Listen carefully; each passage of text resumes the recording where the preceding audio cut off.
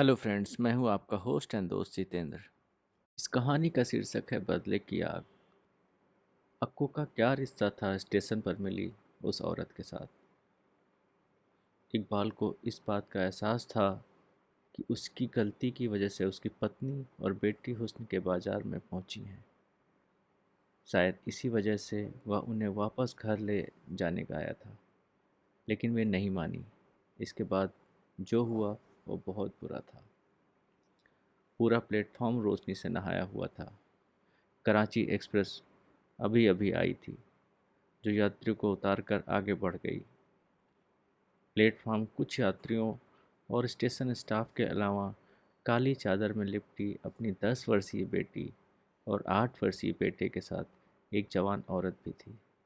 ऐसा लगता था जैसे वह किसी की प्रतीक्षा कर रही हो। अक्की अकबर उर्फ अक्को कुली उसके पास से दूसरी बार उन्हें देखते हुए उधर से गुजरा तो उस महिला ने उसे इशारा कर अपनी तरफ बुलाया। अक्को मुड़ा और उसके पास जाकर मीठे स्वर में पूछा, जी आपको कौन सी गाड़ी से जाना है? मुझे कहीं नहीं जाना। मैं तो केवल यह पूछने के लिए बुलाया है कि यहाँ चाय और खाने के लिए कुछ मिल जाएगा। जी बिल्कुल मिल जाएगा। केक, रस, बिस्किट वगैरह सब कुछ मिल जाएगा। अक्को ने उस महिला की ओर ध्यान से देखते हुए कहा। गोरे चिट्ठे रंग और मोटी मोटी आंखों वाली वह महिला ढेर सारे गहने और अच्छे कपड़े पहने हुए थी। वह किसी अच्छे घर की लग रही थी। दोनों उससे लिपटे हुए थे। महिला के हाथ से 100-100 रुपए की नोट लेकर वह बाहर की ओर चला गया। कुछ देर में वह चाय और खाने पीने का सामान लेकर आ गया। चाय पीकर महिला बोली, यहाँ ठहरने के लिए कोई सुरक्षित मकान मिल जाएगा? महिला की जुबान से ये सब सुनकर अक्को को लगा जैसे किसी ने उछाल कर उसे रेल के पटरी पर डाल दिया हो। उसने घबरा कर पूछा, जी मैं कुछ समझा नहीं। मैं अपने घर से दोनों बच्चों को लेकर हमेशा के लिए आ गई हूँ। उसने बच्चों को की ओर इशारा करते हुए कहा, आपको यहाँ ऐसा कोई ठिकाना नहीं मिल सकता। अगर आप चाहें तो मेरा घर है, वहाँ आपको वह सब कुछ मिल जाएगा जो एक गरीब के घर में होता है। अक्को ने कुछ सोचते हुए अपने घर का ऑफर दिया। महिला कुछ देर तक सोचती रही, फिर अचानक उसने चलने के लिए कह दिया। अक्को ने उसकी अटैची तथा दोनों बैग उठाए और उन लोगों को अपने पीछे आने को कहा। माल गोदाम वाला गेट टिकट घर के पीछे था, जहाँ लोगों का कम ही आना जाना होता था। महिला को उधर से ले जाते हुए कोई नहीं देख सकता था। अक्को ने वही रास्ता पकड़ा। बाहर आकर उसने ऑटो में सामान रखा और महिला के बेटे को गोद में लेकर अगली सीट पर बैठ गया। ऑटो चल पड़ा। रेलवे फाटक पार करके अक्को ने ऑटो वाले से चलने को बोला। उस गली में कुछ दूर चलकर रास्ता खराब था, जिसकी वजह से ऑटो वालों ने हाथ खड़े कर दिए। अक्को सामान उठाकर पैदल ही उन सबको लेकर चल गया। दरवाजे पर पहुंचकर उसने आवाज़ लगाई, अम्मा। अंदर से कमज़ोर आवाज़ आई, आई बेटा। माँ ने दरवाज़ा खोला। उसने अपने बेटे को देखा, उसके बाद हैरानी भरी निगाह से तीनों को देखा। अक्को सामान लेकर अंदर चला गया। एक छोटा सा कमरा, पुराने ढंग का मकान था। इस घर में माँ बेटे रह रहे थे। बहन की शादी हो चुकी थी, पिता गुजर गए थे। बाप कुली था, इसलिए बाप के मरने के बाद बेटे ने लाल पगड़ी पहन ली और स्टेशन पर कुलीगिरी करने लगा था। माँ ने महिला और उसके बच्चों के सिर पर प्यार से हाथ फेरा और अक्को की ओर देखने लगी। अक्को ने कहा, माँ ये लोग कुछ दिन के लिए हमारे घर में मेहमान बनकर रहेंगे। माँ उन लोगों की ओर देखकर बोली, कोई बात नहीं बेटा, मेहमान के आने से तो रौनक आ जाती है। सुबह हो चुकी थी। अक्को ने माँ से कहा, अम्मा तुम चाय बनाओ, मैं नाश्ते का सामान लेकर आता हूँ। कुछ देर में वह सामान ले आया। माँ बेटी ने नाश्ता किया। अक्को ने अपना कमरा मेहमानों को दे दिया और खुद अम्मा के कमरे में चला गया। नाश्ते के बाद तीनों सो गए। माँ ने अक्को को अलग ले जाकर पूछा, बेटा ये लोग कौन हैं? उसने जवाब दिया, माँ मुझे खुद नहीं मालूम कि ये लोग कौन हैं। यह भी नहीं पता कि ये कहाँ से आए हैं। ये स्टेशन पर परेशान बैठे थे, छोटे बच्चों के साथ। अकेली औरत कहीं किसी मुसीबत में न फंस जाए, इसलिए मैं इन्हें घर ले आया। अम्मा मुझे तो स्टेशन का पता नहीं, कैसे कैसे लोग आते हैं, किसी पर भरोसा नहीं किया जा सकता।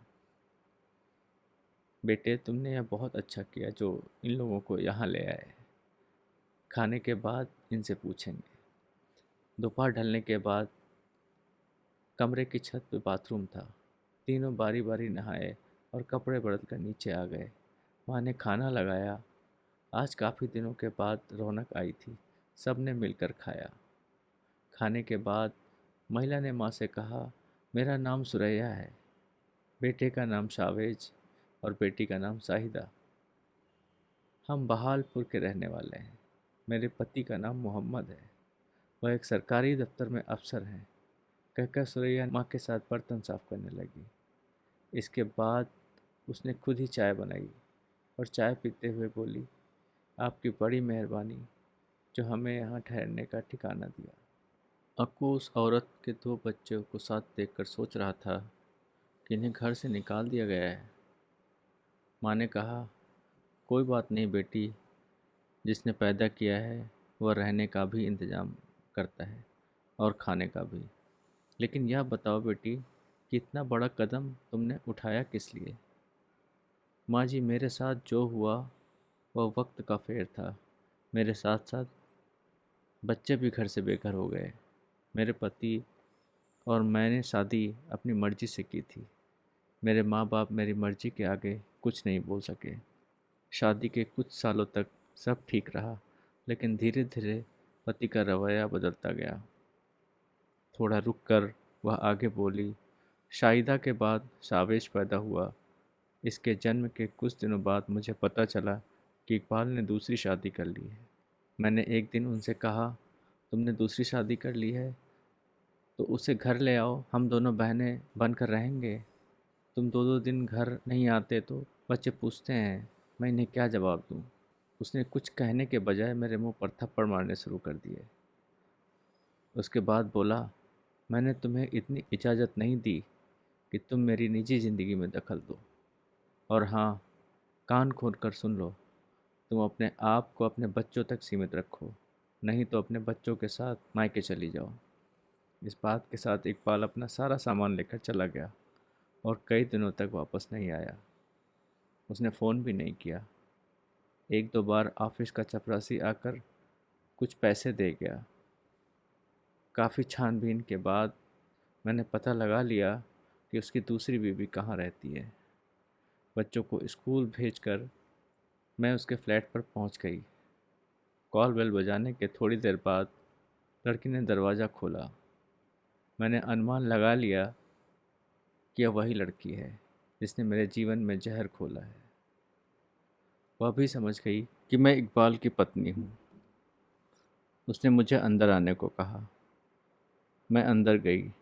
कमरे के सामने इकबाल की बड़ी सी फ़ोटो लगी थी। उसे देखते ही मेरे शरीर में आग लग गई। आपी, मैंने उनसे कई बार कहा कि अपने बच्चों के पास जाकर रहें, लेकिन वह मुझे डांट कर चुप करा देते हैं। उसने कहा। इसके बाद उसने मुझे पीने के लिए कोक दी। मैंने उसके पहनावे पर ध्यान दिया। वह काफ़ी महंगा सूट पहने थी और सोने से लदी थी। इससे मैंने अनुमान लगाया कि इकबाल उस पर दिल खोल कर खर्च करते हैं, जबकि हमें केवल गुजर के लिए ही पैसे देते हैं। उसने अपना नाम नाहिदा बताया। मैंने कहा, देखो नाहिदा, तुम इकबाल को समझाओ कि वह तुम्हें लेकर घर में आकर रहें। हम सब साथ साथ रहेंगे। बच्चों को उनकी बहुत ज़रूरत है। उसने कहा, आप ही, मैं उन्हें समझाऊंगी। उससे बात कर मैं घर आई। जो आंसू मैंने रोक रखे थे वह घर आकर बहने लगे। शाम को इकबाल का फ़ोन आया। उन्होंने मुझे बहुत गालियाँ दी, साथ ही कहा कि मेरी हिम्मत कैसे हुई उसका पीछा करने की। मैंने 2-3 बार उन्हें फ़ोन किया। उन्होंने केवल इतना ही कहा कि उन्हें मेरे ऊपर भरोसा नहीं है। बच्चों के बारे में उन्होंने कहा कि उन्हें शक है कि ये बच्चे उनके नहीं हैं। फिर मैंने सोच लिया कि अब मुझे उनके साथ नहीं रहना है। वे पत्थर के हो चुके हैं। इतना कहकर सुरैया सिसकियां भर भर कर रो पड़ी। अक्को और उसकी माँ ने कहा, आप रोएं नहीं। जब तक आपका दिल चाहे यहाँ रहें। आपको किसी चीज़ की कमी नहीं रहेगी। जिस आबादी में अक्को कुली का घर था, उसके आखिरी छोर पर नई आबादी थी। वह रेड लाइट एरिया था। गर्मियों के दिन थे। छत पर चारपाइयाँ लगा दी जाती थी। सब लोग छत पर ही सोते थे। शाम होते ही नई आबादी में रोशनी हो जाती थी। संगीत और घुंघरुओं की आवाज़ पर सुरैया बुरी तरह चौंकी। अक्को ने बताया कि यह रेड लाइट एरिया है। यहाँ शाम होते ही नाच गाना शुरू हो जाता है। मोहल्ले वाले बहुत कोशिश की कि रेड लाइट एरिया यहाँ से ख़त्म हो जाए, लेकिन किसी ने नहीं सुनी। अब हमारे कान तो इसके आदी हो गए हैं। ऊपर छत पर खड़े खड़े बाजार में बैठी वेश्याएं और आते जाते लोग दिखाई देते हैं। शाहिदा ने वहाँ का नज़ारा देखकर एक दिन अपने भाई सावेश से पूछा, भाई, इन दरवाज़ों के बाहर कुर्सी पर जो औरतें बैठी हैं वे क्या करती हैं? कभी दरवाज़ा बंद कर लेती हैं तो थोड़ी देर बाद खोल देती हैं, फिर किसी दूसरे के साथ अंदर जाती हैं और फिर दरवाज़ा बंद कर लेती हैं। सावेश ने जवाब दिया, मुझे क्या पता, होगा कोई उनके घर का मामला। उस समय सावेश भी खुलते बंद होते दरवाज़ों को देख रहा था। सुरैया भी यह सब रोज़ाना देखती थी। कुछ इन नज़रिए से मानो कोई फैसला करना चाहती थी कि जो पैसे वह अपने साथ लाई थी धीरे धीरे खत्म हो रहे थे। बस कुछ जेवरात बाकी थे, जिनमें से एक लॉकेट और चेन बिक चुकी थी। एक दिन अक्को, कुली और सुरैया छत पर बैठे दीवार के दूसरी ओर उन दरवाज़ों को खुलता और बंद होता देख रहे थे। तभी सुरैया ने पूछा, अक्को, धंधा करने वाली इन औरतों को पुलिस नहीं पकड़ती? अक्को ने बताया, उन्हें सरकार की ओर से धंधा करने का लाइसेंस दिया गया है। उन्हें लाइसेंस की शर्तों पर ही काम करना होता है। सुरैया ने पूछा, अक्को, क्या तुम कभी उधर से गए हो? एक आध बार अनजाने में उधर चला गया था, लेकिन तुम यह सब क्यों पूछ रही हो? अक्को ने आश्चर्य से पूछा।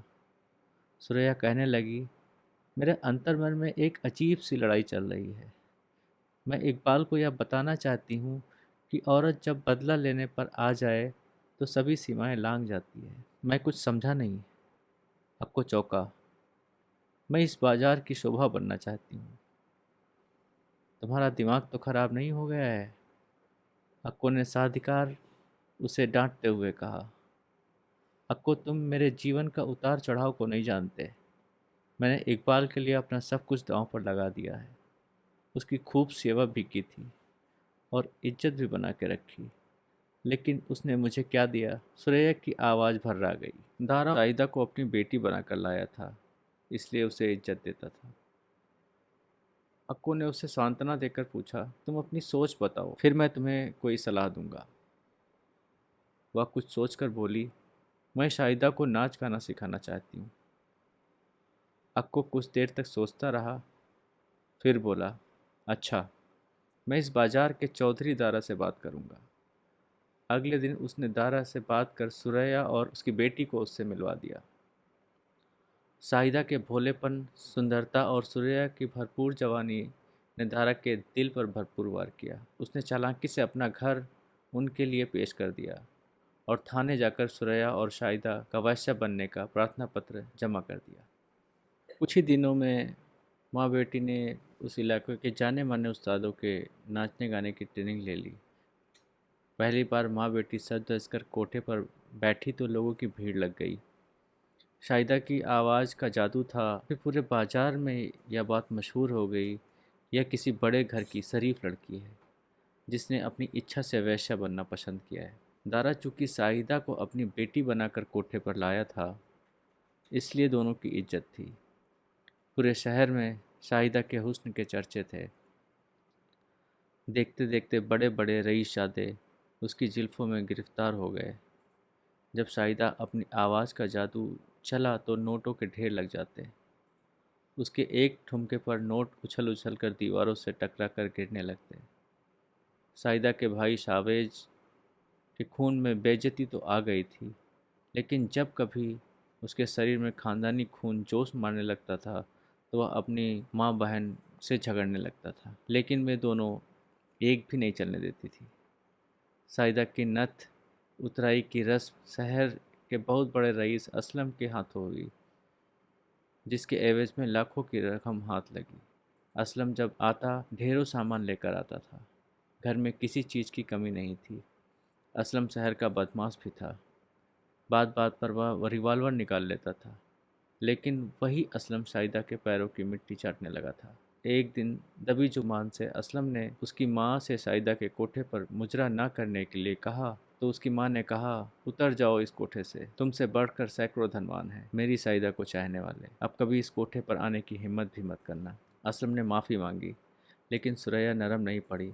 असलम चला गया। सुरैया अक्को कुली को कुछ न कुछ देती रहती थी, क्योंकि उसी की वजह से वह इस कोठे पर बैठी थी। पूरे शहर में शाहिदा और असलम के चर्चे थे।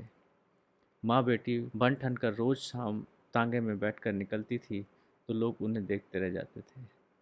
तांगे पर उसका इस तरह से निकलना कारोबारी होता था। इससे वे रोज कोई न कोई नई पंछी फांस लेती थी। एक दिन सावेज अपनी बहन शाहिदा और माँ से उलझ गया। बात हाथापाई तक पहुँच गई। उसने शाहिदा के मुंह पर इतनी जोर से थप्पड़ मारा कि उसके गाल पर निशान पड़ गया। सुरैया को गुस्सा आया। उसने उसे डांट टपट कर घर से निकाल दिया। सावेज गालियाँ देता हुआ घर से निकल गया और एक हकीम की दुकान पर जा बैठा। वहाँ वह अक्सर बैठा करता था। उसकी माँ को वहाँ बैठने पर आपत्ति थी, क्योंकि उसे लगता था कि वही हकीम उसे उनके खिलाफ भड़काता है। सावेज ने असलम और एक दो ग्राहकों से भी अभद्र व्यवहार किया था। वैसे बाजार के वातावरण ने सावेज को नशे का आदी बना दिया था। वह जुआ भी खेलने लगा था। उसके खर्चे बढ़ रहे थे, लेकिन उसकी माँ उसके खर्चे भर के पैसे दे देती थी। वह जानबूझकर लोगों के साथ लड़ाई मोल लेता था। इसी चक्कर में वह कई बार थाने की यात्रा भी कर चुका था, जिसकी वजह से उसके मन में पुलिस का डर निकल गया। रात गए तक सावेज हकीम की दुकान के आगे बैठा रहा।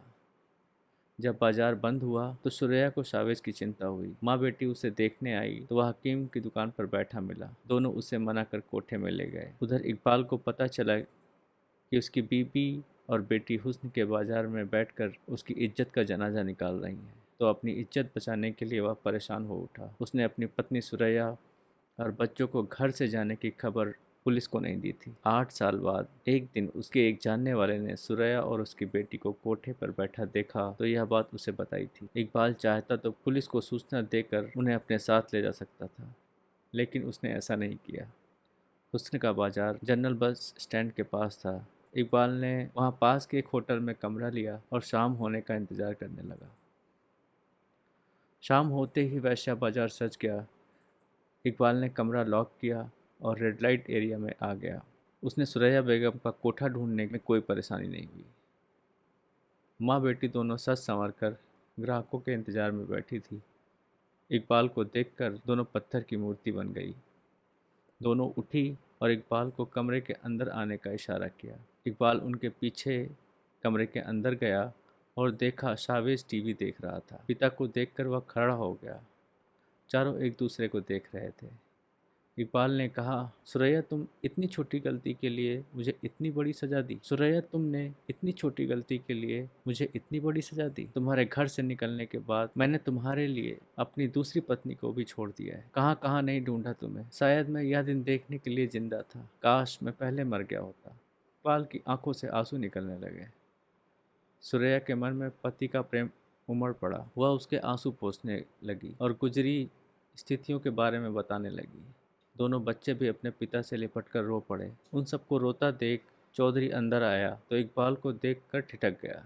सुरैया ने बताया कि यह उसके पति हैं। जब सब रो चुके तो इकबाल ने सुरैया से घर चलने को कहा, लेकिन उसने यह कहकर मना कर दिया कि अब वे शरीफ लोगों में नहीं जा सकते। हाँ, अगर सावेज जाना चाहे तो इसे ले जा सकते हो। इकबाल ने अपनी बेटी साइदा से चलने को कहा तो उसने माँ के स्वर में स्वर मिलाया, अब्बू अम्मी ठीक कह रही हैं, मैं आपके साथ नहीं जा सकती। जबकि शावेज ने अपने पिता से कहा, अब्बू चलिए मैं आपके साथ चलूंगा। दोनों कमरे से निकलकर चले गए और होटल के कमरे पर आ गए। सावेज अपने पिता के साथ अपने आप को बहुत सुरक्षित महसूस कर रहा था। बाप बेटे अपनी अपनी कहानी सुनाते सुनाते सो गए। सुबह नाश्ता करने के बाद सावेज अपने पिता से इजाजत लेकर अपनी माँ और बहन को समझा कर लाने के लिए चला गया। सुरैया ने सावेज को देखकर कहा, एक रात भी नहीं काट सका अपने बाप के साथ? इस पर सावेज बोला, नहीं माँ, यह बात नहीं है। तुम्हें इस सच्चाई का पता है, यह सब तुम्हारा ही किया धरा है। तुमने ही हमें शराफत की दुनिया से निकालकर इस गंदगी के ढेर पर लापटका है। साहिदा ने गुस्से से फुफकारते हुए कहा, यह भाषण देना बंद कर। अगर यहाँ रहना है तो शराफत से रह, नहीं तो अपना बोरिया बिस्तर उठा और यहाँ से जा। तू अपनी बकवास बंद कर, मैं अम्मा से बात कर रहा हूँ। यह ठीक कह रही है सावेज, अगर तुम्हें यहाँ रहना है तो रह, नहीं तो मेरी सलाह है कि यहाँ से चला जा। सुरैया ने कहा, माँ इतनी पत्थर दिल ना बनो। अब्बू अपनी गलती पर शर्मिंदा हैं। वह अब भी तुम्हें ले जाने के लिए तैयार हैं। इस गंदगी से निकलो और मेरे साथ चलो। इस पर साइदा बिफर पड़ी और चिल्लाकर उसे वहाँ से बाहर निकल जाने को कहा। सावेज उसके इस व्यवहार से इतना दुखी हुआ कि वह तेजी से ऊपर वाले कमरे की ओर दौड़ा और वो वापस लौटा तो उसके हाथ में चमकीली कटार लिए हुए था। सुरैया कुछ बोलती इससे पहले कि उसने कटार साइदा के पेट में भोंक दी। माँ बचाने आई तो दूसरा वार उसने माँ पर कर दिया। दोनों फर्श पर गिरकर तड़पने लगे। तब तक वहाँ खड़ा रहा जब तक वो ठंडी नहीं हो गई। जब उसे यकीन हो गया कि दोनों जीवन की बाजी हार चुकी हैं तो वह कटार में हाथ लिए बाहर निकल गया। उस पर जिसकी भी नज़र पड़ी वह इधर उधर छिप गया। बाहर आकर सावेज ने तागा रोका और उस पर बैठकर सीधा थाने पहुंचा। वहाँ इंस्पेक्टर मौजूद था। सावेज ने खून सनी कटार इंस्पेक्टर की मेज पर रख दी और अपनी माँ बहन की हत्या के बारे में बताकर अपना अपराध स्वीकार कर लिया। पोस्टमार्टम के बाद इकबाल माँ बेटी की लाश को अपने घर ले गया और अपने बेटे के खिलाफ थाने में हत्या की तहरीर लिख दी। इस तरह एक व्यक्ति की गलती की वजह से हंसता खेलता पूरा परिवार बर्बाद हो गया। थैंक यू दोस्तों।